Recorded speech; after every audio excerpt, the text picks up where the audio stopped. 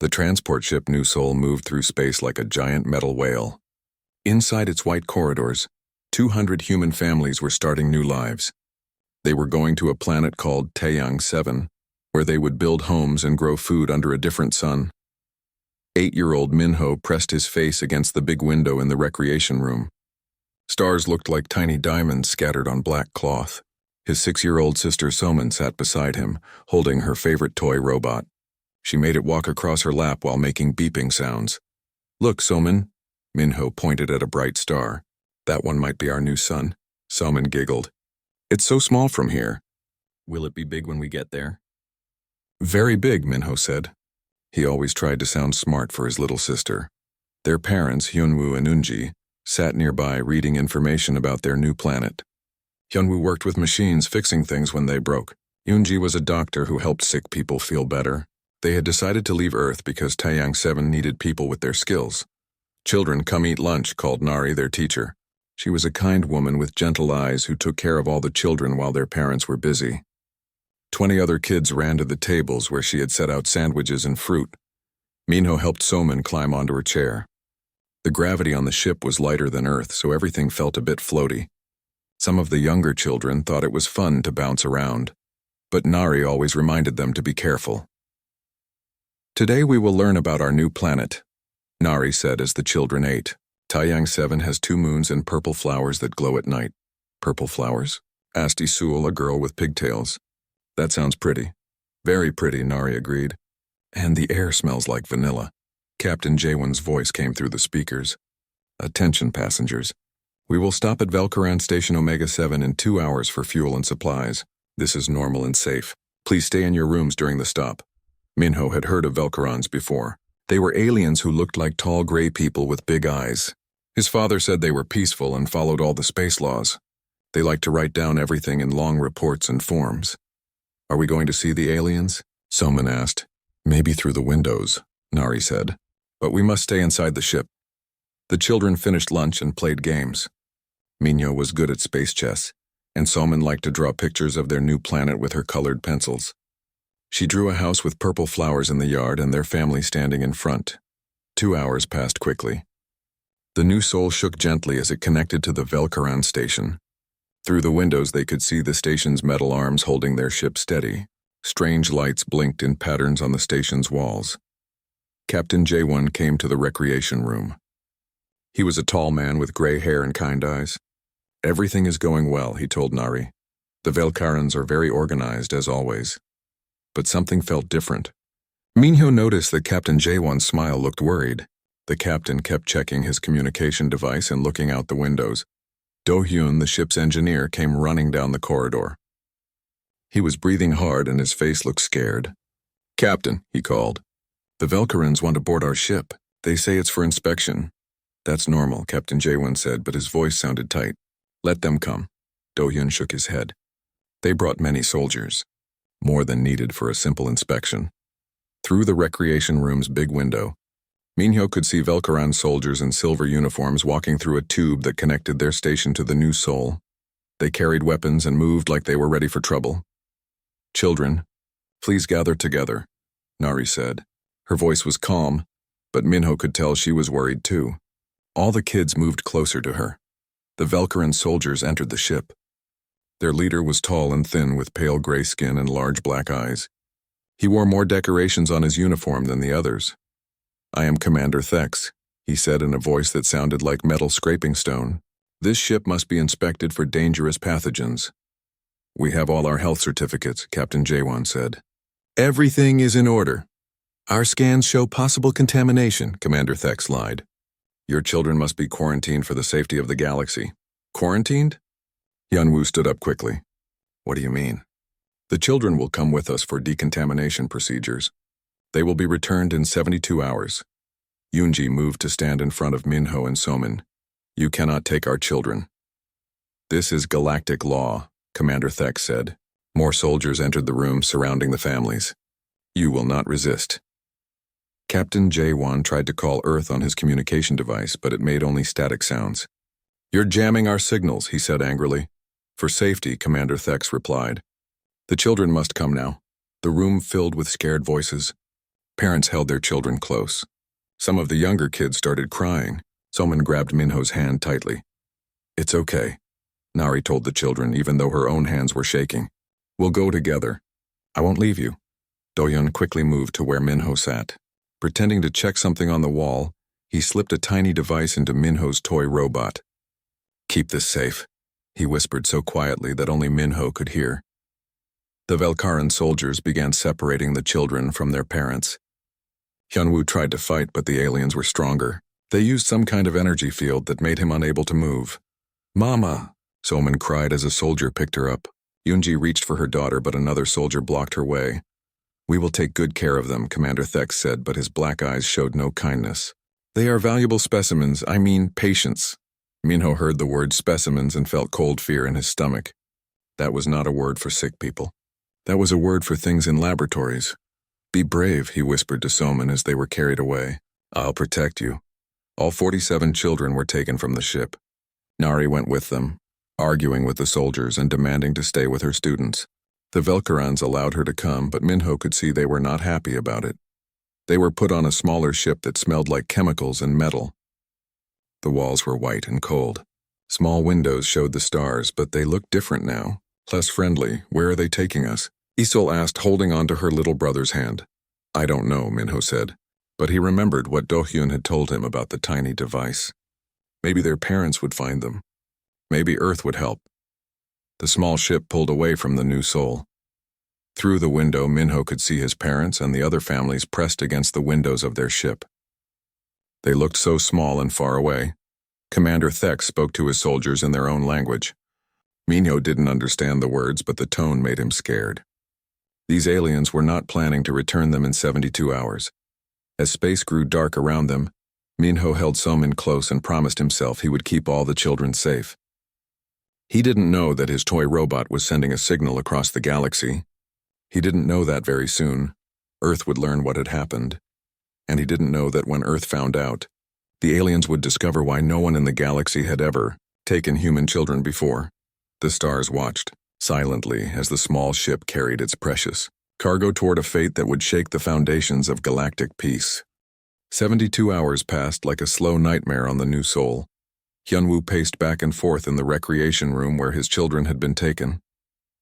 His wife Yoonji sat in the corner, staring at Somin's forgotten coloring book. The purple flowers his daughter had drawn seemed to mock them now. Captain Jaewon tried calling the Velkaran station every hour. Each time a different voice answered with the same words. "The children are being processed. Please wait for further updates." Processed? Wonho slammed his fist on the table. He was a former military man with scars on his hands from old battles. "They talk about our children like cargo." The other parents gathered around Captain Jaewon as he made another call. This time a new Velkaran voice answered. "Commander Thex is unavailable. Your request has been forwarded to the proper authorities. I want to speak to whoever is in charge," Captain Jaewon demanded. "Return our children now. There have been complications with the decontamination process. More time is needed." The communication went silent.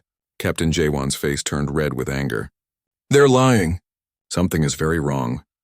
In the engine room, Dohyun worked frantically at his computer. The small device he had hidden in Minho's toy was sending signals, but they were very weak. It took him hours to decode the information.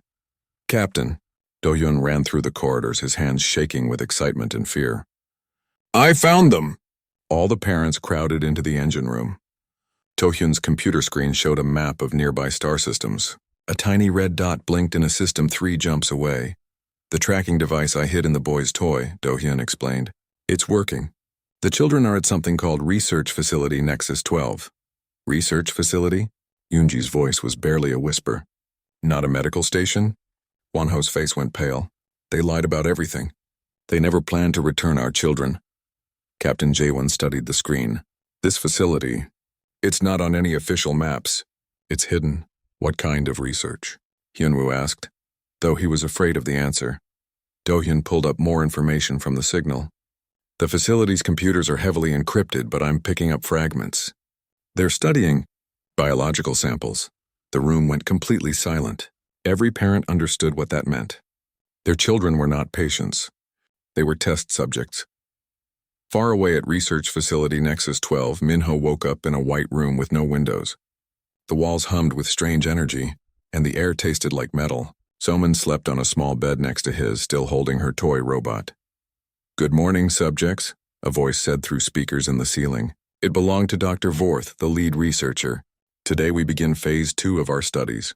Minho stood up carefully. His whole body felt sore from the tests they had done yesterday. The aliens had taken blood samples and scanned them with bright lights. They had asked strange questions about Earth and how humans lived. "I want to see my parents," Minho said loudly, knowing someone was listening. "That is not possible," Dr. Vorth replied. "You belong to science now." Down the hall, Nari was locked in a different room. She had tried to protect the children, but the Velkarans had separated her from them. Through her door's small window, she could see alien scientists in white coats walking back and forth. One scientist stopped at her door. "The human teacher," he said to his companion. "Should we study her too?" "No. Vorth says adult humans are too dangerous. Only the young ones are safe to examine." Nari felt ice in her veins. These aliens saw human children as harmless things to experiment on. They had no idea what they had done. Back on the New Sol, Captain Jaywin sent an emergency message to Earth. His fingers shook as he typed the most important words of his life. Priority. Alpha alert. 47 human children taken by Velkaran forces. Location confirmed. Research facility Nexus 12. Children being used as test subjects. Request immediate intervention.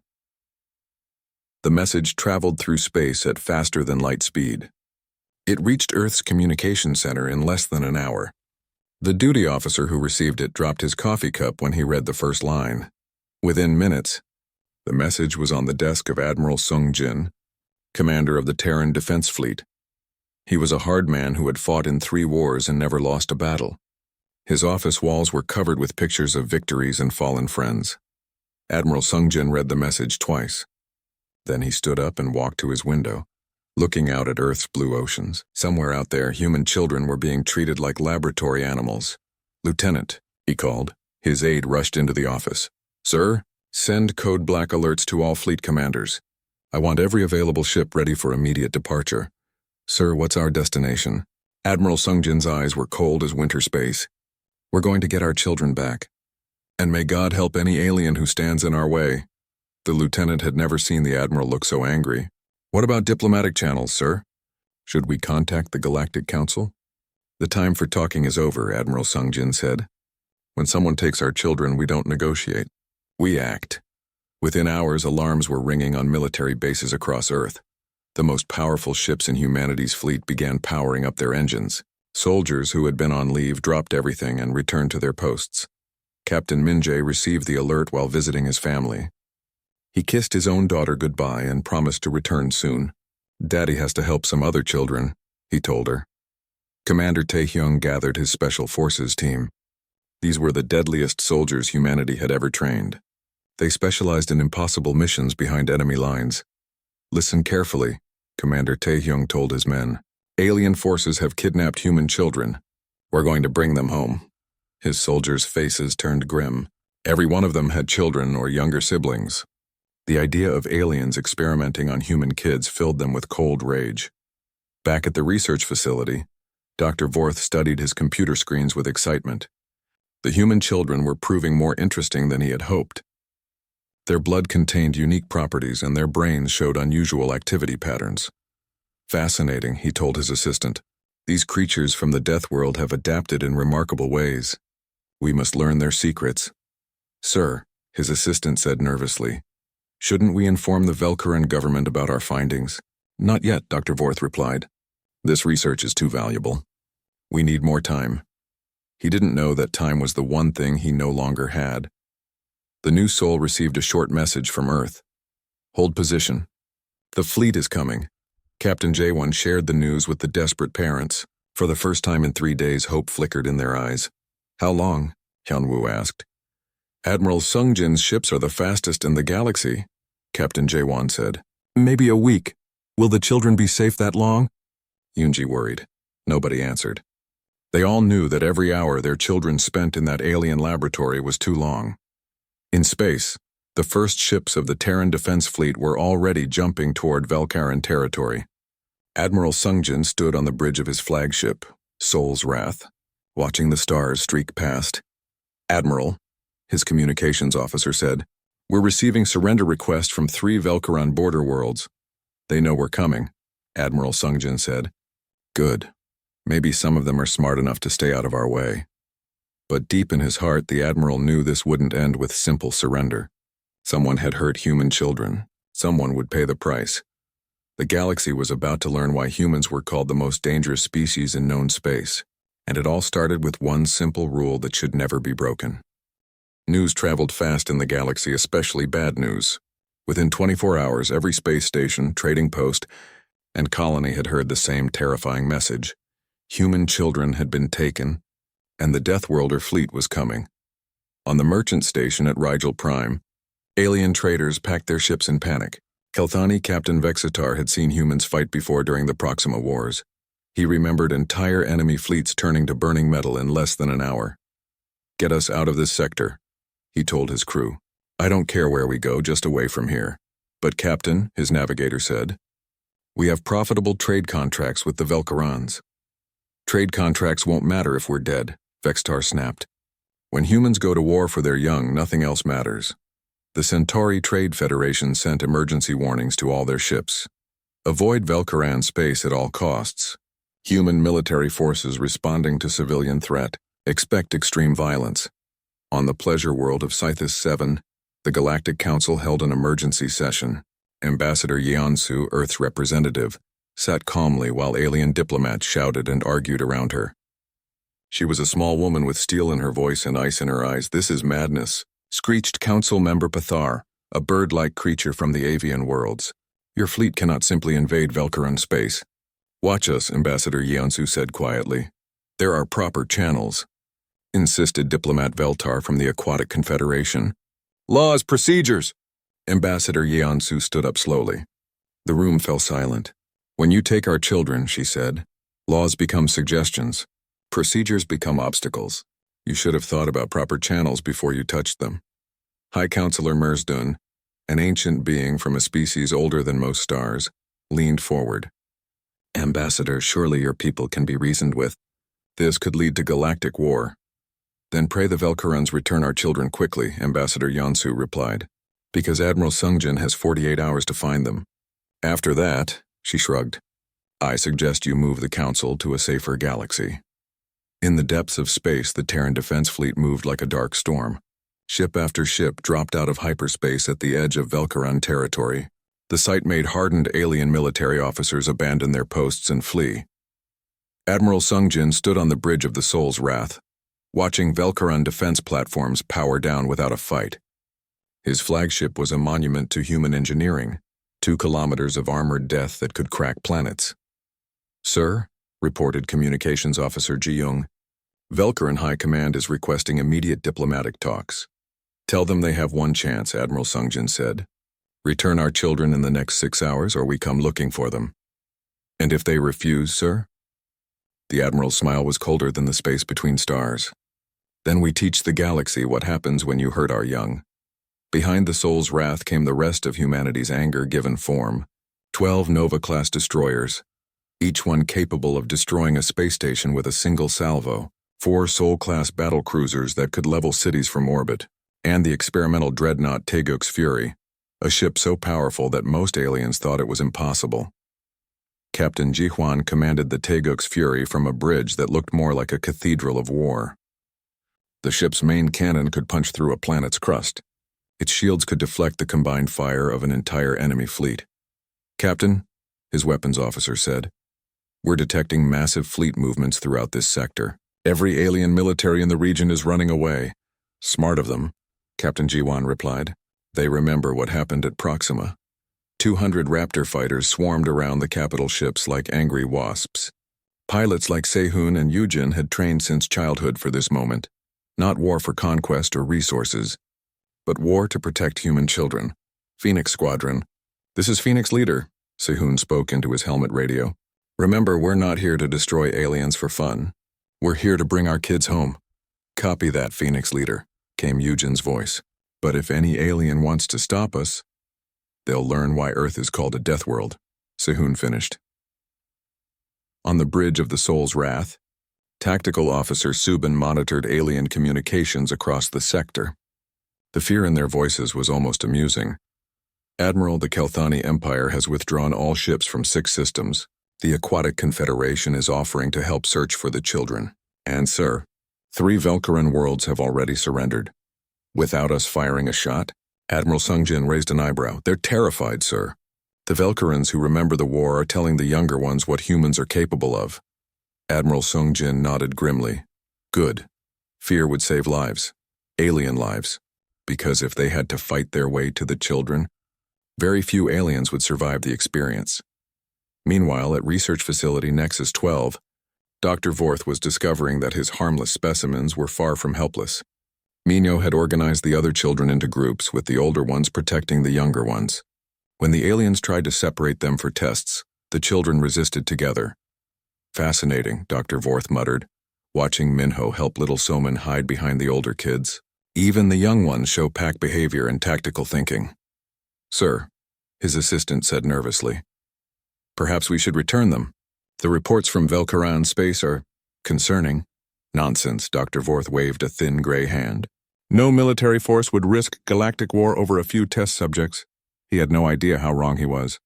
Nari, locked in her cell, could hear the children singing songs she had taught them. They were scared but trying to be brave. The sound broke her heart and filled her with pride at the same time. Through her door's window, she saw Velkaran scientists running through the corridors with worried expressions.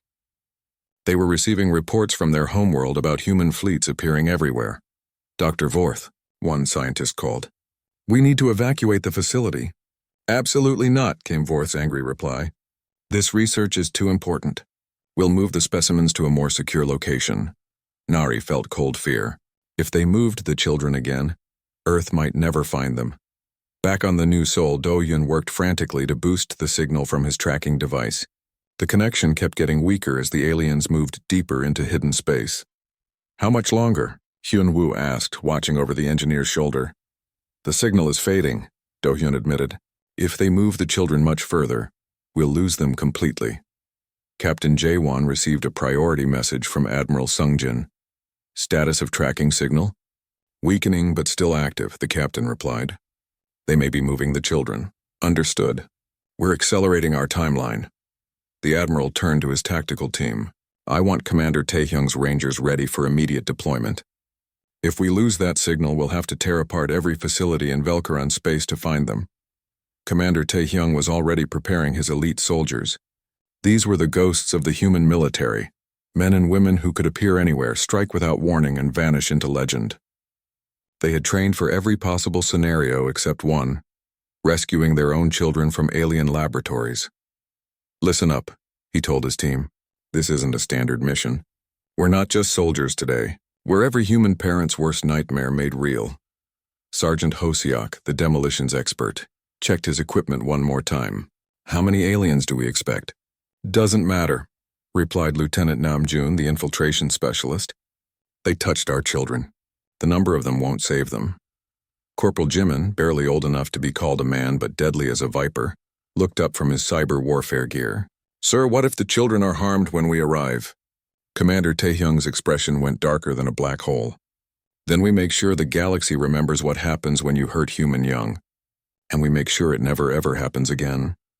As the human fleet moved deeper into Velkaran space, panic spread like wildfire. Alien families evacuated their worlds. Military forces retreated to defensive positions. And in the diplomatic halls of a dozen species, old aliens who remembered the last time humans went to war began telling younger generations the same warning. Never threaten their children. Humans will forgive many things. They will negotiate over territory, trade, even honor, but touch their young, and they become something else entirely. They become the monsters that conquered a world where everything wanted to kill them. The galaxy held its breath and waited to see if the Velkarans were wise enough to return the children voluntarily. Because if they weren't, everyone was about to witness why humans were the most feared species in known space. And in a hidden facility far from any star, 47 human children sang lullabies in the dark.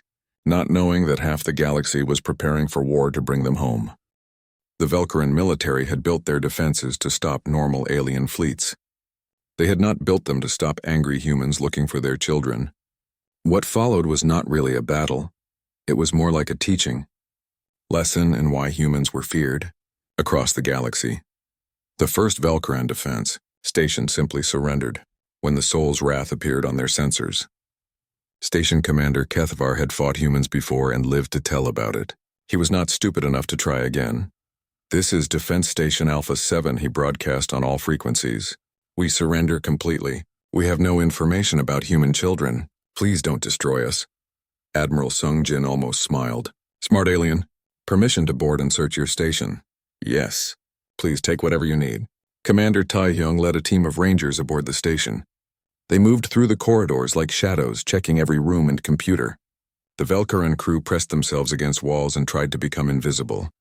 "Nothing here, Admiral," Commander Taehyung reported, "but their computers have records of ships going to secret facilities." "Download everything," Admiral Sung Jin ordered. "Someone knows where our children are." The pattern repeated at station after station. Most surrendered immediately. A few tried to fight and were turned into space dust within minutes. Captain Minji's destroyer Nova's Edge made an example of one stubborn command post by cutting it in half with laser fire. "This is Captain Minji to all Velcaran forces," he broadcast. "Every minute you delay us is another minute our children suffer. Choose wisely." The message was clear. Cooperate or be destroyed. Most aliens chose cooperation. But the most important breakthrough came when Commander Taehyung's Rangers hit a Velcaran intelligence facility on the moon of Graxis 4. The aliens there had tried to wipe their computers, but Corporal Jimin was faster. "Got it," Jimin shouted as his fingers flew over alien keyboards. "Location of research facility Nexus 12. It's hidden in the Krios asteroid field." Lieutenant Namjoon studied the data. "Clever. The asteroids would hide them from normal scans. But not from us." "Sir," Sergeant Hoseok said, looking at more files, "you need to see this. They're not planning to return the children, ever." Commander Taehyung read the documents and his face went deadly pale. The Velcarans were studying the children like laboratory animals. They planned to keep them for years, maybe forever. "Admiral," he reported back to the fleet, "we have the location. But sir, they never intended to give the children back. This was always a permanent kidnapping." The silence on the communication channel lasted 10 seconds. When Admiral Sungjin spoke again, his voice could have frozen stars. "All ships set course for the Krios system. Maximum speed. And send a message to Earth. Tell them we're bringing the children home. And anyone who stands in our way will face the consequences." At Research Facility Nexus 12, hidden deep in the asteroid field, Dr. Vorth was becoming more excited by the hour. The human children were showing remarkable abilities. Even under stress, they worked together, shared food, and protected each other. "Look at this," he told his assistant, watching monitors that showed the children's holding area. Minyo was teaching the younger kids a game to keep them calm, while the older children took turns standing guard. "They're like a military unit," the assistant observed. "Even the smallest ones follow orders and help each other." "Exactly." Dr. Vorth's black eyes gleamed. "This proves humans are born soldiers. Their entire species is genetically programmed for warfare. We must study this further." He didn't notice that his assistant looked increasingly nervous. Reports from Velcaran space painted a picture of human ships destroying everything in their path. The assistant was beginning to think that keeping human children might not be such a good idea. In their cell, Minho was trying to stay brave for the other children. Someone sat close to him, still clutching her toy robot with Do-hyun's tracking device inside. She didn't understand why the aliens wanted to hurt them, but she trusted her big brother to protect her. "When are we going home?" asked little Isul. She was only 5 years old and missed her parents. "Soon," Minho promised, though he wasn't sure. "Our parents will come for us. Human parents always come for their children." "What if the aliens don't let them?" asked Kyung-hoon, one of the older boys. Minho thought about stories his father had told him about Earth's wars. "Then they'll fight. Humans are good at fighting when someone hurts their family." Down the hall, Nari could hear the children talking. Her heart ached for them, but she was also proud. Even here, in this terrible place, they were taking care of each other like she had taught them. A Velcaran scientist stopped at her door. "The human teacher," he said to his companion. "Vorth wants to question her about human child development." Is that wise? The reports from our space are disturbing. The human fleet is destroying everything that resists them. Vorth says the research is more important than politics. Nari pressed her ear to the door. A human fleet? Her heart jumped with hope. Earth had found them. Back in space, the Terran fleet was closing in on the Krios system. Admiral Sungjin stood on his bridge, studying tactical displays of the asteroid field. It was a maze of floating rocks perfect for hiding a secret base. "Sir," reported Science Officer Cheyoung, "sensors show artificial structures deep in the field. Multiple facilities connected by tunnels. How many ways in and out? Only 2 viable approach routes through the asteroids. Any other path would destroy a normal ship." Admiral Sungjin smiled grimly. "Good thing we're not normal." He turned to his communications officer. "Get me Commander Taehyung." "Sir?" "This is going to require a delicate touch. We need those children alive and unharmed." Commander Taehyung understood. A direct fleet assault might cause the aliens to hurt the children. This was a job for the Rangers, the most elite soldiers humanity had ever produced. "Give me 12 men," Commander Taehyung said. "We'll go in quiet, secure the children, and signal for extraction. And if you meet resistance, then we remind them why humans conquered a death world, sir." The assault plan was simple but dangerous. Commander Taehyung would take his best Rangers through the asteroid field in stealth ships. They would infiltrate the facility, locate the children, and extract them before the aliens could react. Lieutenant Namjoon studied blueprints of the facility that Corporal Jimin had stolen from Velkaran computers. "Multiple levels, heavy security, and they'll probably try to move the children if they detect us. Then we don't let them detect us," Commander Taehyung said. Sergeant Hosiok checked his demolition charges. "What about the aliens running the place?" Commander Taehyung's expression was colder than space itself. "Any alien who participated in kidnapping human children has made their choice. We're not here to arrest them." Corporal Jimin looked up from his cyber gear. "Sir, I can hack their systems from the outside, but once we're inside, communications might be limited." "Then we do this the old-fashioned way," Commander Taehyung said. "Fast, quiet, and final." As the Rangers prepared for their mission, Admiral Sungjin sent one last message to the Velkaran facility. It was broadcast on all frequencies, in every language the galaxy used. "This is Admiral Sungjin of the Terran Defense Fleet. You are holding 47 human children. You have 1 hour to release them unharmed. If you do not comply, we will come and take them. Your survival is no longer our concern." Deep in the asteroid facility, Dr. Vorth received the message and laughed. "Empty threats. They cannot reach us here. The asteroids will destroy any ship that tries to approach." His assistant wasn't so sure. "Sir, the reports say human ships have capabilities we don't understand. Maybe we should consider—" "Nonsense." Dr. Vorth cut him off. "Continue the research. These specimens are too valuable to lose to political posturing." But in the facility's communication center, other Velkaran scientists were monitoring human fleet movements. What they saw terrified them. The human ships moved through space like nothing they had ever encountered. They were fast, deadly, and apparently unstoppable. "Dr. Vorth," the communication officer called nervously. "The humans are entering the asteroid field. Our sensors show 12 small ships approaching." "Impossible. Nothing can navigate those asteroids, sir. They're not following any known flight path. They're just moving through them like the rocks aren't there." For the first time, Dr. Vorth felt a chill of fear. Perhaps the humans were more dangerous than he had believed. In the children's holding area, Minho suddenly stood up. Something had changed. The facility's lights flickered and he could hear alarms in the distance. "What's happening?" Soman asked. Minho listened to the sounds of running feet and panicked alien voices. A smile crossed his face for the first time in days. "I think," he said quietly, "our parents have come to take us home." The Rangers moved through the asteroid field like ghosts made of metal and death. Their ships were smaller than most alien fighters, but they had been built by humans who understood that sometimes you needed to go where others couldn't. "Follow," Commander Taehyung piloted. The lead ship through gaps between spinning rocks that would have crushed any normal vessel.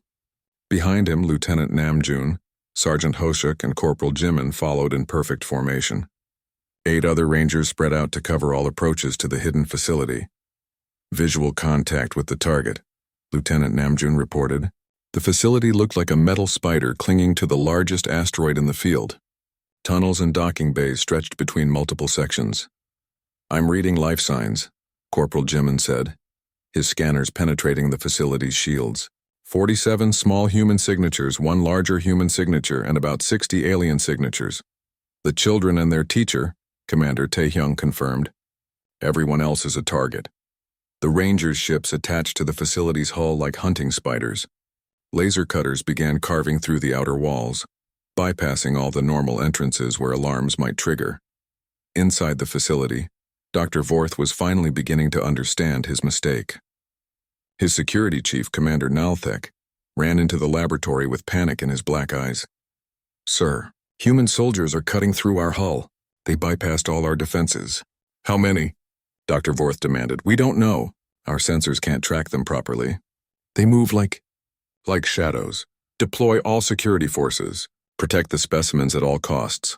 Sir, maybe we should consider releasing the human young." "The reports from our homeworld, no," Dr. Vorth screamed. "This research is too important. I won't let these savages take my discoveries." But it was already too late. The Rangers had breached the facility in 3 different places. They moved through the corridors like a nightmare given form, eliminating any alien who tried to stop them. Sergeant Hoseok placed shaped charges on security doors while Lieutenant Namjoon disabled the facility's computer systems. The aliens had built their defenses to stop other aliens.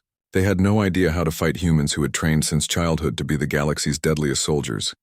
"Children's holding area located," Corporal Jimin reported. 2 levels down, heavily guarded. Copy that. "Hoseok, clear us a path." The explosions echoed through the facility like thunder. Security doors that could stop tank rounds were blown apart like paper. Velkaran guards who tried to resist simply disappeared in flashes of laser fire. In the children's cell, Minho heard the explosions getting closer. The other kids huddled together, scared by the noise but hopeful that rescue was coming. "Stay together," Minho told them. "And when the soldiers come, don't be afraid. They're here to help us." Summon pressed against her brother's side. "Are they really coming for us?" "Yes," Minho said firmly. "I told you. Human parents always come for their children." The cell door's lock exploded inward. Through the smoke stepped a figure in black armor that seemed to absorb light. Commander Taehyung removed his helmet, revealing a scarred face with kind eyes. "I'm Commander Taehyung, Terran Defense Force," he said gently. "We're here to take you home." Minho stepped forward, still protecting the younger children. "Are you really from Earth?" "Born and raised in Seoul," Commander Taehyung smiled. "Your parents sent us to get you." The relief on the children's faces almost broke the hardened soldier's heart. These kids had been brave for so long, protecting each other in this terrible place. Now they could finally be children again. "Is everyone here?" Commander Taehyung asked, quickly counting heads. "Yes, sir," Minho replied. 47 kids and teacher Nari is down the hall." "Good boy. Stay close to me and we'll all go home together." Lieutenant Namjoon had already freed Nari from her cell. The teacher was crying with relief as she gathered her students around her.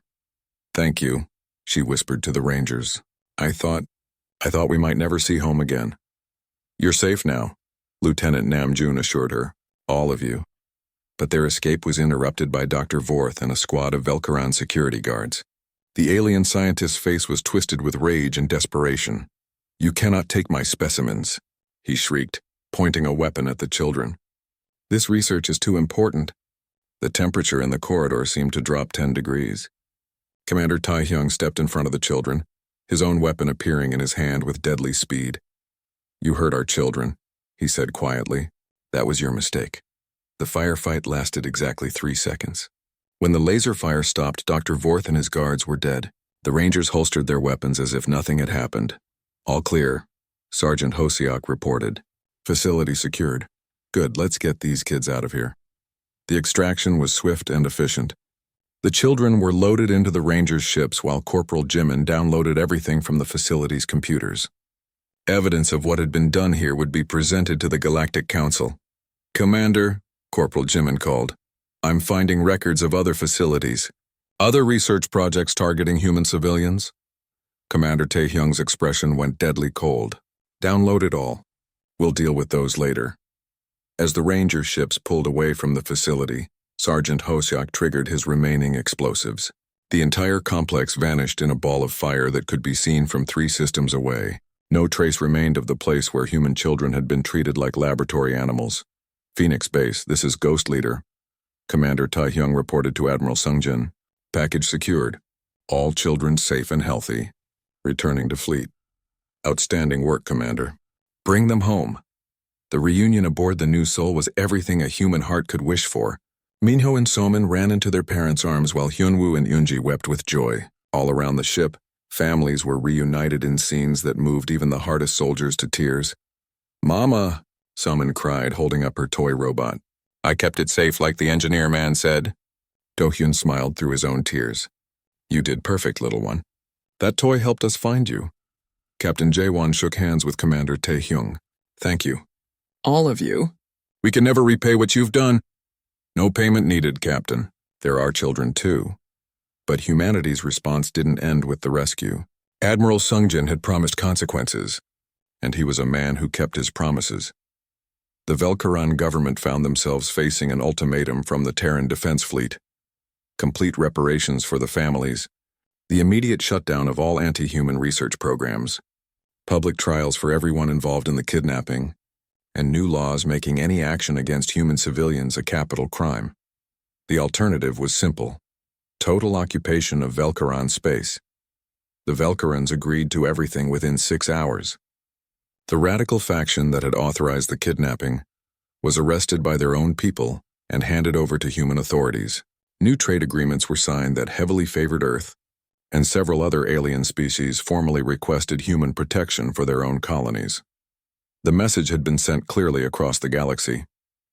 Humanity's children were not to be touched, ever. 6 months later, Minho and Somin played in the gardens of their new home on Taeyang 7.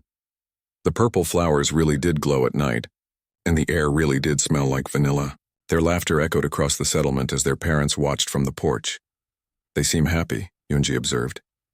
"Children are strong," Hyunwoo replied. "Stronger than we think." In the distance, they could see the monument that had been built to honor the rangers who rescued them. It was made of black stone from Earth, and the inscription was simple: "In memory of innocence protected and justice delivered." Teacher Nari had written a book about their experience. It was now required reading in diplomatic schools across the galaxy. Never Touch a Deathworlders Young, a survivor's account of the Velkaran incident. Admiral Sungjin retired to a quiet posting on Luna, satisfied that his message had been received. The Galactic Council passed new laws protecting the young of all species, but everyone knew they were really just making formal what humanity had already established by force. Commander Tae-hyung and his rangers returned to their classified missions, but they carried with them the memory of children's faces lighting up with hope. It reminded them why they fought and what they were protecting. And throughout the galaxy, alien parents began telling their young ones a new story. Not a fairy tale, but a warning that was absolutely true. Be careful in the dark spaces between stars, little ones. For if you threaten the children of the Deathworlders, you will learn why humans are the most feared species in all of creation. They will cross the galaxy for their young. They will burn worlds for their families. And they will never ever stop until their children are safe. The galaxy was safer now, more peaceful, and infinitely more respectful of human boundaries. Human children played under alien suns, protected by the knowledge that their parents' love could move fleets and topple governments. In the end, the universe learned what Earth had always known. There is no force more dangerous than a parent protecting their child. And humans were the galaxy's most devoted parents. The stars themselves bore witness to this truth, shining down on human children who slept safely in their beds, guarded by the promise that no matter how far they traveled, no matter what dangers they faced, their parents would always come.